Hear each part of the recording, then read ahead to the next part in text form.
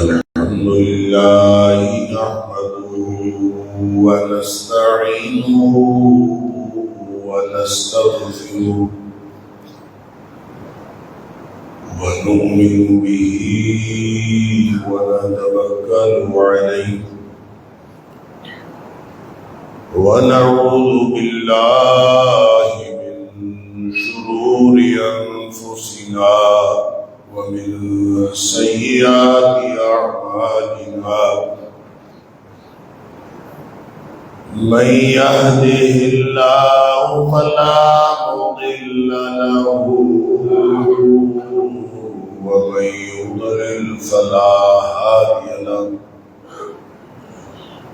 وأشهد أن لا إله إلا الله وحده لا شريك له وأشهد أن محمدا عبده ورسوله أرسله بالحق بشيرا ونذيرا بين يدي الساعة فمن يطع الله ورسوله فقد رشد واهتدى ومن يعص الله ورسوله فقد ضل وغوى فإنه لا يضر إلا نفسه ولا يضر الله شيئا نسأل الله ربنا أن يجعلنا ممن يطيعه ويطيع رسوله ويتبع رضوانه ويجتنب سخطه فإنما نحن به بلاء أما بعد فإن خير الحديث كتاب الله وخير الهدي هدي محمد صلى الله عليه وآله وسلم وشر الأمور محدثاتها وكل محدثة بدعة وكل بدعة ضلالة وكل ضلالة في النار فأعوذ بالله السميع العليم من الشيطان الرجيم من همزه ونفخه ونفثه بسم الله الرحمن الرحيم وما لكم لا تقاتلون في سبيل الله وما لكم لا تقاتلون في سبيل الله والمستضعفين من الرجال والنساء والبلدان الذين يقولون ربنا أخرجنا من هذه القرية الظالم أهلها واجعل لنا من لدنك وليا واجعل لنا من لدنك نصيرا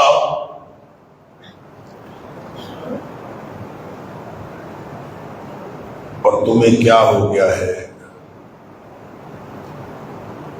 کہ تم اللہ کے راستے میں قتال نہیں کرتے جبکہ حال یہ ہے کہ کمزور مرد عورتیں اور بچے وہ چیخ چیخ کر یہ کہہ رہے ہیں کہ اے ہمارے رب اس بستی سے ہمیں نکال دے، کیونکہ اس بستی کے لوگ ظالم ہو گئے ہیں، اور ہمارے لیے اپنی جناب سے کوئی کارساز بھیج دے اور اپنی جناب سے کوئی ہمارے لیے مددگار بھیج دے۔ صدق اللہ العظیم۔ اللہ کریم نے مسلمانوں کے اوپر جہاد فرض کیا،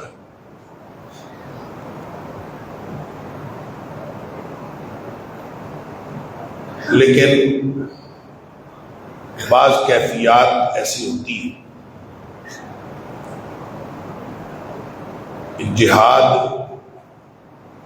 کا وہ جو آخری درجہ ہے جس کو قتال کہتے ہیں، وہ فرض بھی ہو جاتا ہے اور فرض عین بھی ہو جاتا ہے۔ بنیادی طور پر جہاد کا معنی جد و جہد کرنا، کسی بھی چیز کی جد و جہد کرنا، کوشش کرنا، اسٹرگل کرنا، محنت کرنا، وہ جہاد کہلاتا ہے۔ جہاں اللہ کریم نے سورہ حج کے اندر فرمایا وَجَاهِدُوا فِي اللَّهِ حَقَّ جِهَادِهِ کہ اللہ کے راستے میں جہاد کرو جس طرح اللہ کے راستے میں جہاد کرنے کا حق ہے، وہاں نماز کا تذکرہ بھی کیا، روزوں کا ذکر بھی کیا، زکوٰۃ کا ذکر بھی کیا۔ گویا پورے کا پورا اسلام جو ہے وہ جہاد ہے۔ اور پھر نبی پاک صلی اللہ علیہ وآلہ وسلم کے اس فرمان کو بھی سن لیجئے کہ آپ نے فرمایا المجاہد من جاہد نفسہ فی طاعت اللہ۔ اصل مجاہد وہ ہے جو اپنے نفس کے خلاف جہاد کرتا ہے اللہ کی اطاعت، اور وہ اپنے نفس کو پچھاڑ لیتا ہے کہ تیری بات نہیں ماننی، میں نے اللہ کی رضا کے لیے زندگی گزارنی ہے، میں نے اللہ کی بات مانی، وہ بھی مجاہد۔ لہذا نفس کی اصلاح سے لے کر اپنے زندگی کے معمولات اسلام میں بنانے تک، اور پھر اپنی زندگی کے معمولات اسلام کے مطابق بنانے سے لے کر پوری زندگی، پورا معاشرہ اللہ اور اس کے رسول صلی اللہ علیہ وسلم کی فرما برداری کے مطابق بنانے تک یہ سارا ہی جہاد ہے۔ لیکن اس کا ایک حصہ ایسا ہے جو جہاد ہی ہے، لیکن وہ جہاد کا سب سے ٹاپ موسٹ، سب سے آخری درجہ ہے، وہ ہے قتال۔ قتال کا مطلب ہے مقاتلہ کرنا، ایک دوسرے سے لڑنا، قتال کرنا، مارنا ایک دوسرے کو۔ اور یہ خاص مواقع کے اوپر فرض ہوتا، ہر وقت ایک دوسرے کو مارنا یا کسی کافر کو بھی مارنا یہ درست نہیں۔ 3 صورتیں ہیں جو اللہ کریم نے، ویسے تو جہاد کے بارے میں احکام بہت سارے احکام ہیں، لیکن فرضیت جہاد کی 3 صورتیں۔ ایک صورت جو اللہ کریم نے سورہ بقرہ کے اندر فرمائی، سورہ بقرہ کی آیت نمبر 190، وَقَاتِلُوا فِي سَبِيلِ اللَّهِ الَّذِينَ يُقَاتِلُونَكُمْ، ان سے قتال کرو جو تمہارے ساتھ قتال کرتے ہیں، جو تمہارے ساتھ لڑتے ہیں تم ان کے خلاف لڑو۔ اس کا مطلب یہ ہے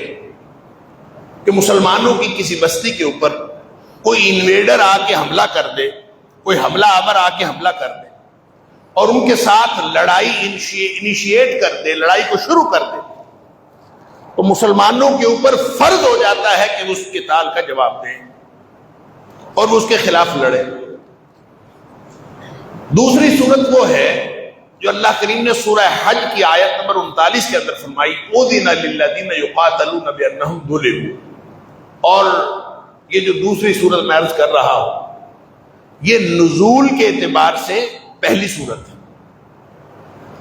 کہ جن لوگوں کے اوپر ظلم ہو رہا ان کو اجازت ہے کہ وہ ظلم کے خلاف اٹھ کھڑے۔ جیسے مکہ کے اندر مسلمانوں کے اوپر ظلم ہو رہا تھا، مختلف جگہوں پہ جو ظالم ہے وہ اپنے عوام کو سنب کرنے کے لیے وہ لڑائی انیشیٹ کر دیتے ہیں، تو جہاں کہیں بھی اس طرح کی لڑائی ہو کہ کوئی ظالم ظلم کر رہا تو وہاں بھی اجازت ہے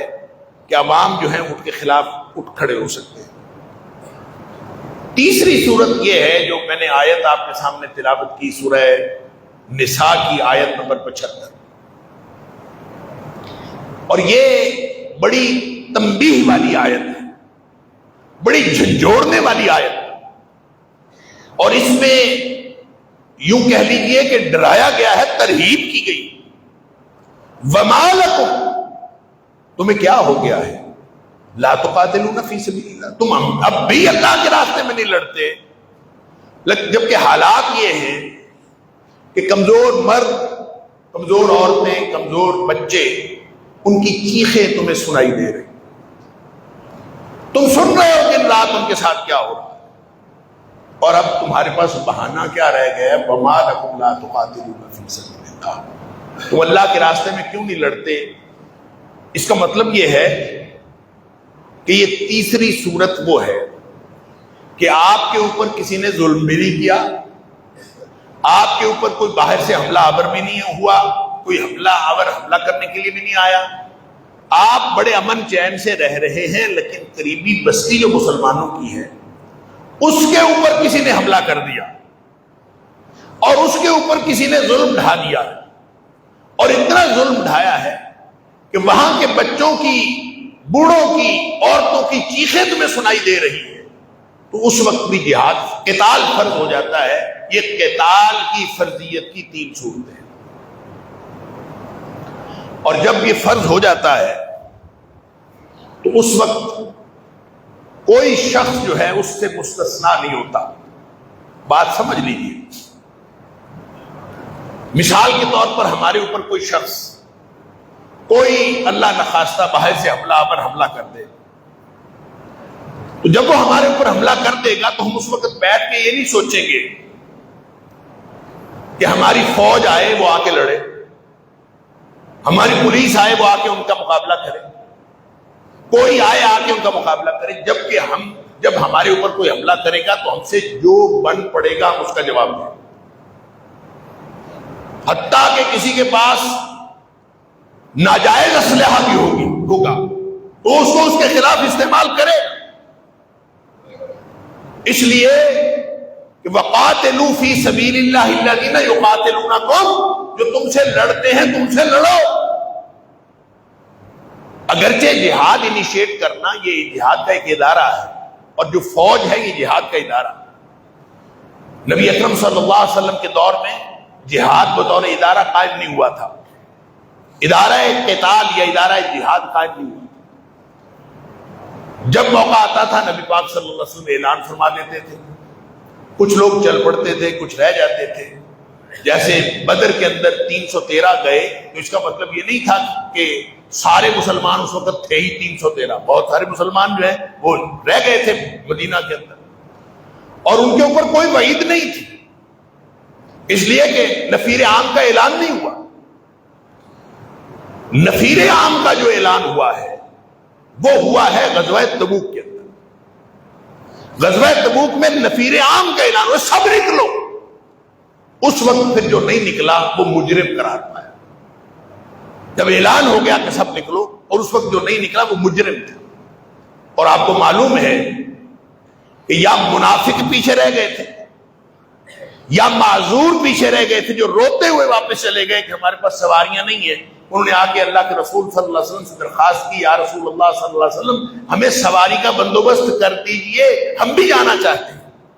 نبی پاک صلی اللہ علیہ وسلم فرمایا میرے پاس سواری کہاں سے ہے؟ سورہ توبہ کے اندر اللہ کریم نے یہ ساری تفصیل ہے۔ جب نبی پاک صلی اللہ علیہ وسلم نے بھی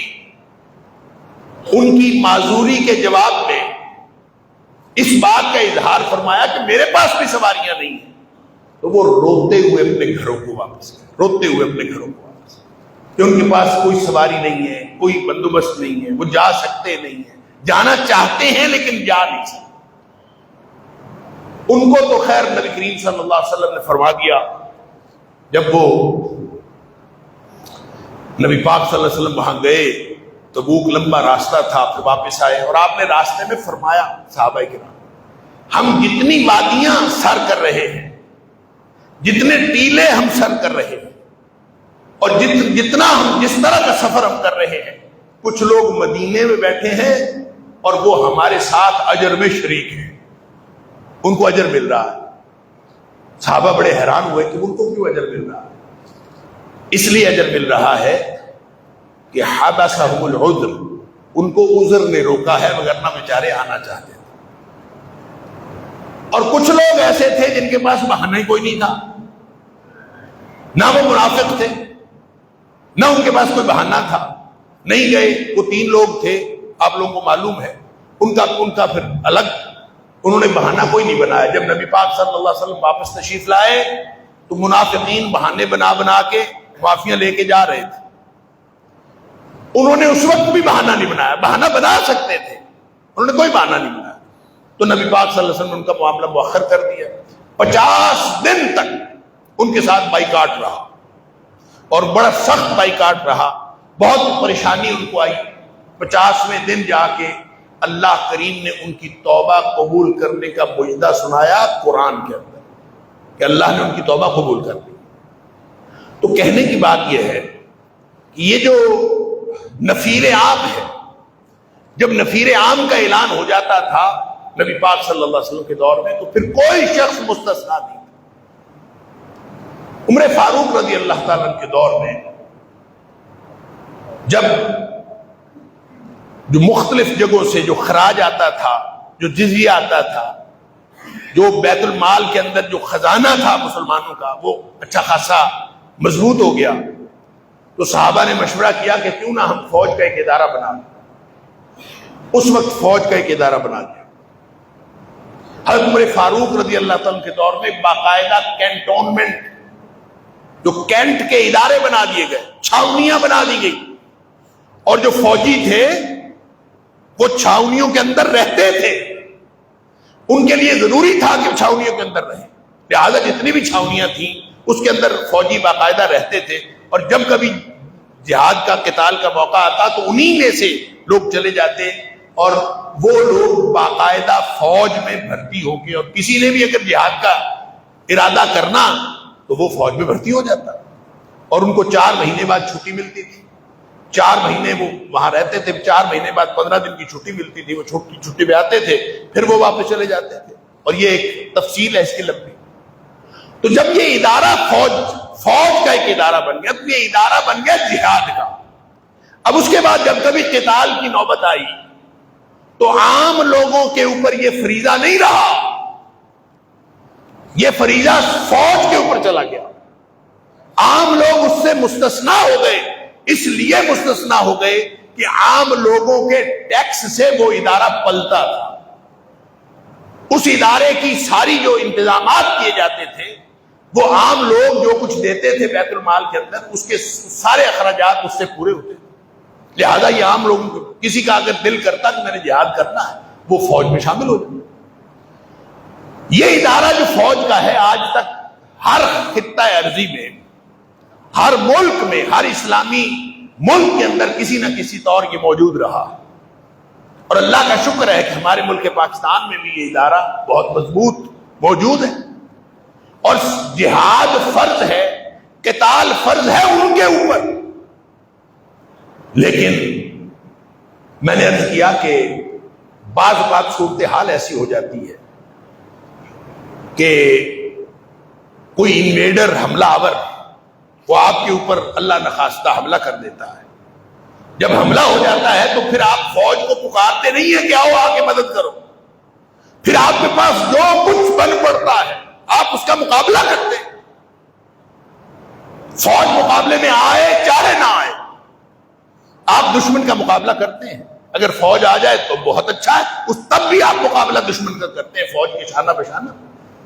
اور اگر نہ آئے تو بھی آپ نے کرنا ہوتا ہے۔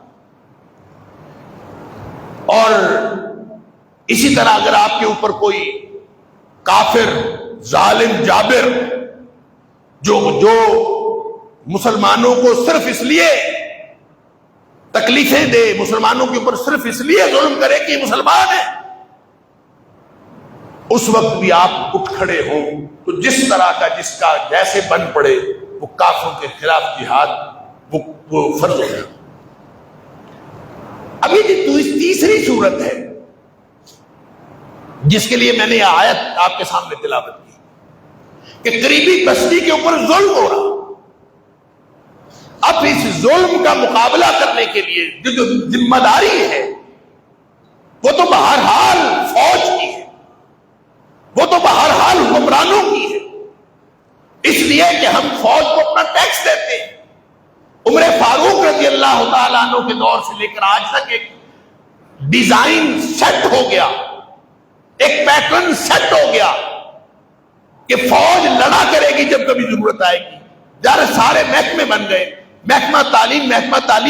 تعلیم کا کام کرے گا، جو محکمہ پولیس ہے وہ داخلہ امن کا کام کرے گا، تو فوج جو ہے وہ خارجی امن کا کام کرنا یہ فوج کا کام ہے۔ لیکن ہم عوام مسلمان کو کیا کریں؟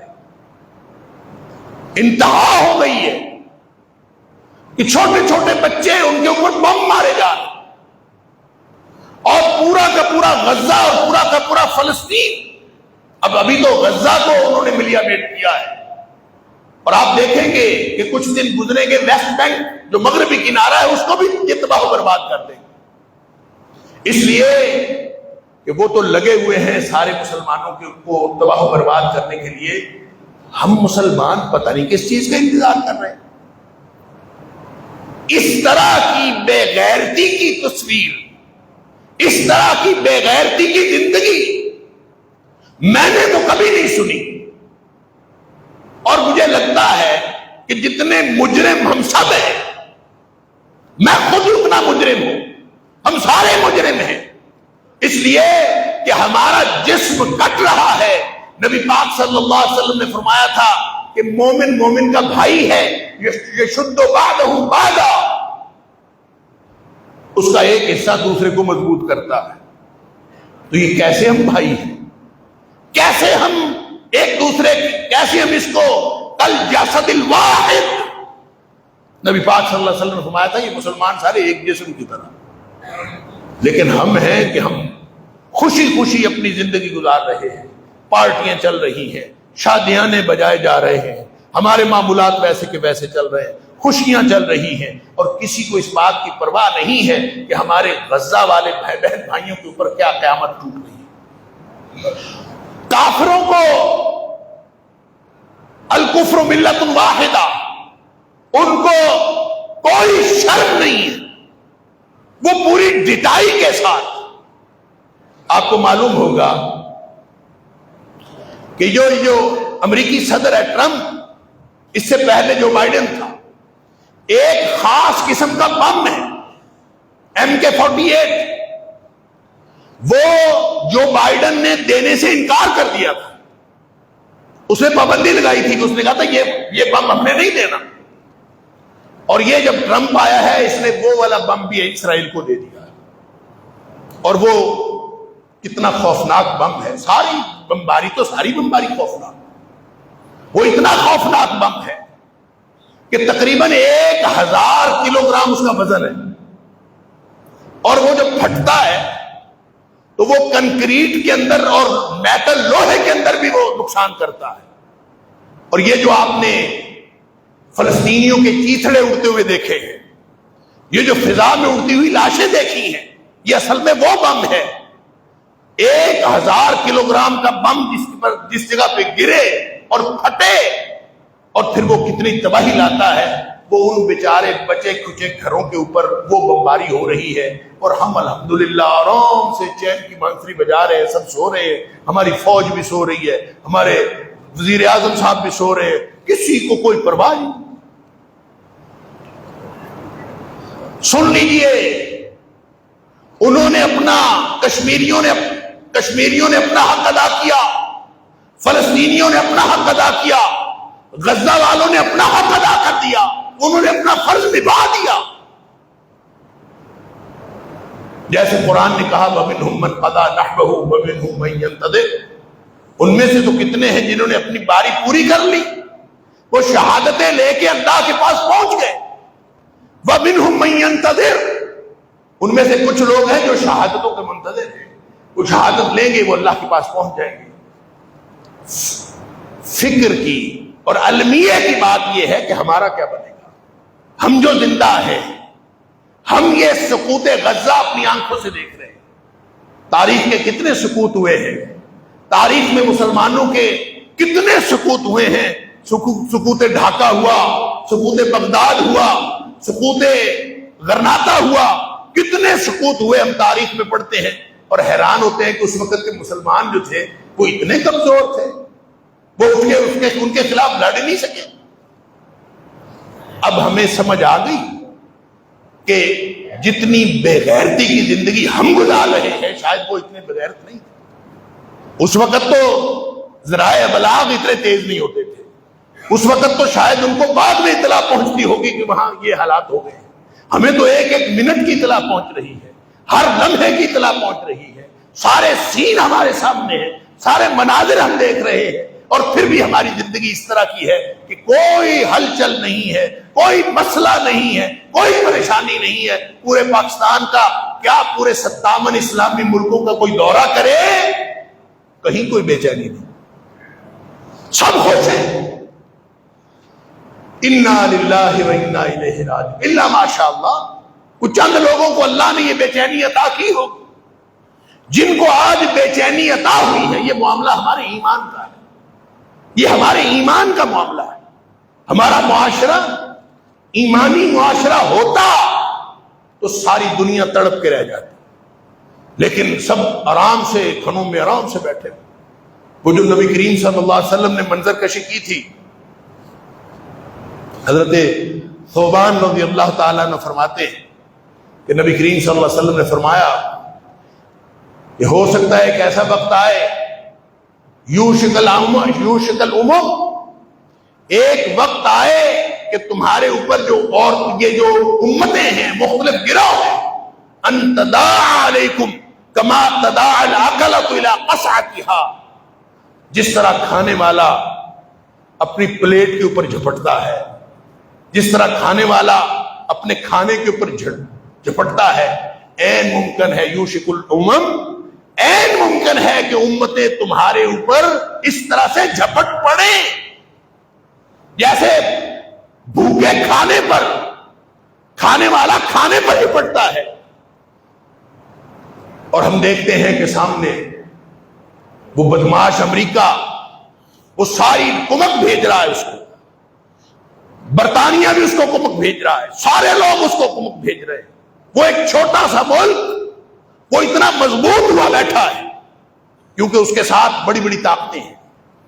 کوئی اسلامی ملک بھی اٹھتا وہ فلسطین کے ساتھ ہونے کا اعلان ہی کرتا۔ ایک یہ جو اللہ نے قرآن میں فرمایا نا، وَأَعِدُّوا لَهُم مَّا اسْتَطَعْتُم مِّن قُوَّةٍ وَمِن رِّبَاطِ الْخَيْلِ، یہ جو تمہارے پاس جتنی طاقت ہے اس کو تیار رکھو دشمن کے مقابلے میں۔ تو ہمارے پاس ایٹم بم ہے نا، صرف کوئی ہمارا وزیر اعظم اعلان ہی کر دیتا کہ اسرائیلیوں باز آ جاؤ، نہیں تو ہم تمہارے اوپر ایٹم بم پھینک دیں گے، کوئی اعلان ہی کرتا تو ہو سکتا ہے کہ وہ رک جاتے۔ کسی نے کچھ بھی نہیں کیا، ان کو معلوم ہے سب سوئے کچھ نہیں۔ اور اس نے بدبخت جو وزیر اعظم ہے، اس کا اسرائیلی اس چھوٹی سی ریاست کا، اس نے اعلان کیا ہے ہم مشرق وسطیٰ کا نقشہ بدل دیں گے، تو وہ بدل دیں گے۔ ان کو معلوم ہے کہ اس وقت جتنے لوگ ہیں یہ سارے کے سارے ان کے اندر کوئی غیرت نہیں۔ تو نبی اکرم صلی اللہ علیہ وسلم نے فرمایا ایسے تمہارے اوپر امتیں جھپٹ پڑیں گی جیسے کھانے والے جھپٹ پڑتے ہیں۔ صحابی حیران ہوا، اللہ کے رسول صلی اللہ علیہ وسلم، من قلت نحن یومئذ، ہم تھوڑے ہوں گے اس دوران، ہم تھوڑے ہوں گے، ہماری تعداد تھوڑی ہو، اس وجہ سے لوگ جھپٹ پڑے۔ نبی پاک صلی اللہ علیہ وسلم فرمایا نہیں، بل انتم یومئذ کثیر، بلکہ تم اس وقت بہت بڑی تعداد میں۔ اللہ، 1.5 ارب مسلمان،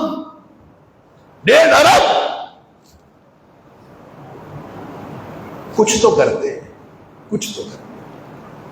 کہتے ہیں کہ جب آخری مارکا ایرانیوں کے ساتھ ہوا ہے نا، تو مسلمان دریا کے ایک کنارے پہ تھے، کافر دوسرے کنارے پہ تھے، عمر فاروق رضی اللہ تعالیٰ۔ اس وقت وہ دریا کے اس طرف وہ دیکھتے تھے، وہ سامنے ہے، تو مسلمانوں نے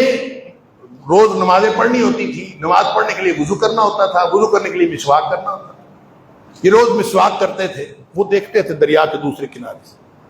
کہ یہ روزانہ دانت تیز کرتے ہیں، پتہ نہیں کیا کرنے والے، یہ دانت تیز کرتے ہیں، یہ پتہ نہیں کیا کرنے والے ہیں۔ ایسا خوف، ایسی دہشت اللہ نے ان کے دلوں میں ڈال دی۔ جب مسلمانوں نے گھوڑے دریا میں ڈالے تو وہ لوگ شہر چھوڑ کے بھاگ گئے، لڑائی نہیں ہوئی وہاں۔ وہ سارے کسرا کا جو پایا تخت تھا وہ مسلمانوں نے جب فتح کیا ہے تو کوئی لڑائی نہیں ہوئی، اس لیے کہ ان کو دہشت اتنی تھی، خوف اتنا، حیران ہوتے تھے کہ یہ جو دانت روز تیز کرتے ہیں، پتہ نہیں ان کا پروگرام کیا ہے، یہ کیا کرنے والے ہیں۔ اور اللہ نے ایسی دہشت ان کے دلوں میں ڈالی کہ جب مسلمانوں نے دریا میں گھوڑے ڈالے تو وہ بھاگ کے وہ وہاں سے چلے گئے، شہر چھوڑ کے چلے۔ اور مسلمان، آج کا مسلمان بھی کچھ تو کرتا، کوئی پھوکا نعرہ ہی لگاتا، کوئی پھوکی بات ہی کرتا، کوئی حکمران کوئی اعلان ہی کرتا، کہہ دیتا کہ ہم اپنے ملک کے جو 22-24 کروڑ عوام ہیں، ہم ان کے لیے راستے کھول دیں گے فلسطین کی طرف، ہم آسان کر دیں گے کہ یہ سارے جو جانا چاہیں یہ وہاں پہنچ جائے، ہم صرف فوج نہیں، ہم سارے عوام بھی وہاں پہ پل پڑیں گے۔ کوئی اعلان تو کرتے، لیکن افسوس ہے کسی نے اعلان بھی نہیں کیا۔ تو صحابی کہتا ہے من قلت یومئذ نحن، من قلت نحن یومئذ، اللہ کے رسول صلی اللہ علیہ وسلم تھوڑے ہوں گے؟ فرمایا نہیں، تم تو بہت زیادہ ہو۔ وَلَٰكِنَّكُمْ كَغُثَاءٍ وَلَٰكِنَّكُمْ غُثَاءٌ كَغُثَاءِ السَّيْلِ، تمہاری حالت یہ ہوگی جیسے سیلاب کے آگے خس و خاشاک ہوتے ہیں، جیسے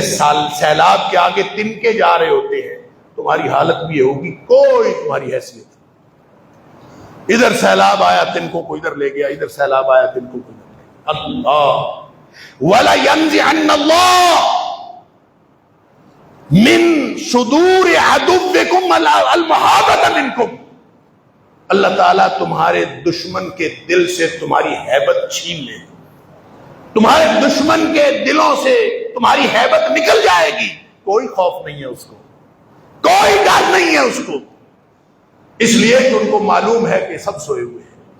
بلکہ مرے ہوئے ہیں، ان میں کوئی ہمت طاقت نہیں۔ اللہ اکبر۔ پھر نبی پاک صلی اللہ علیہ وسلم فرمایا اصل میں ایک بیماری پیدا ہو جائے گی تمہارے دلوں میں، اس کی وجہ سے سارا کچھ ہوگا، اور وہ بیماری کیا ہے؟ الوہن، تمہارے دلوں کے اندر ایک وہن کی بیماری پیدا ہو جائے۔ صحابی پوچھتا ہے اللہ کے رسول صلی اللہ علیہ وسلم یہ وہن کی بیماری کیا ہے؟ آپ نے فرمایا حب الدنیا وکراہیت الموت، دنیا کی محبت اور موت سے نفرت، لہذا کوئی مرنا نہیں چاہتا، جب کوئی مرنا نہیں چاہتا تو کوئی لڑنا بھی نہیں چاہتا، اس لیے یہ سارے حالات ہوئے ہیں۔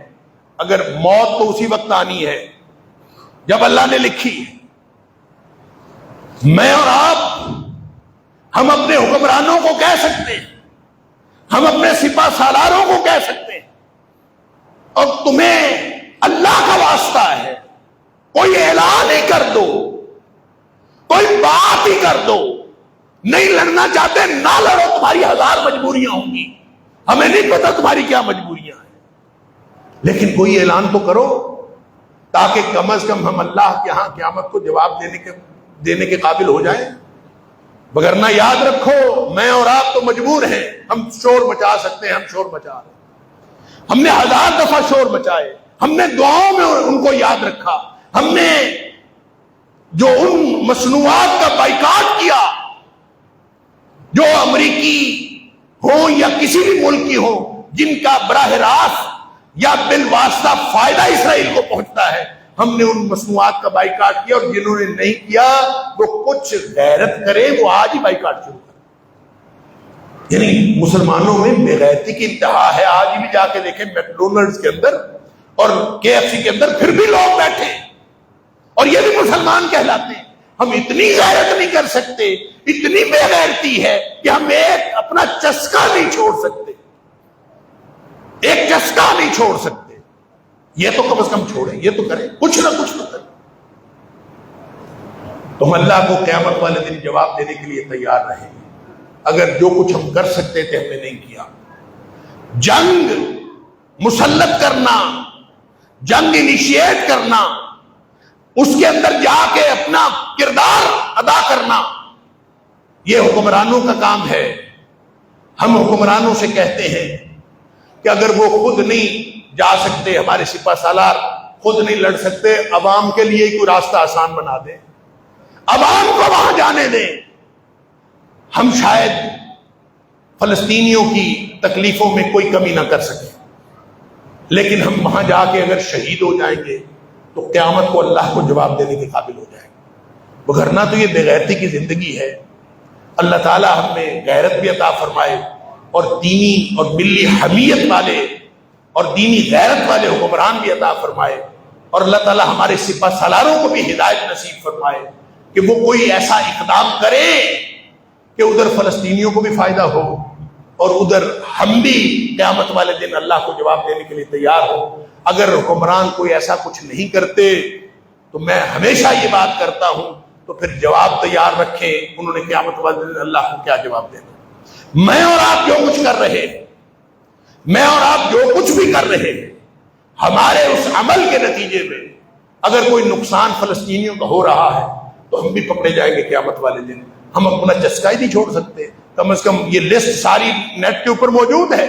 وہ کون کون سی کمپنیاں ہیں جو اس کا براہ راست یا بالواسطہ فائدہ اسرائیل کو پہنچتا ہے۔ تو اس کا مطلب ہے آپ اپنے چسکے کے لیے کوئی چیز کھاتے یا پیتے ہیں، وہ کم از کم اس گولی کا حصہ بنتی ہے جو جا کے فلسطینیوں کو لگتی ہے۔ تو دیکھ لیجئے،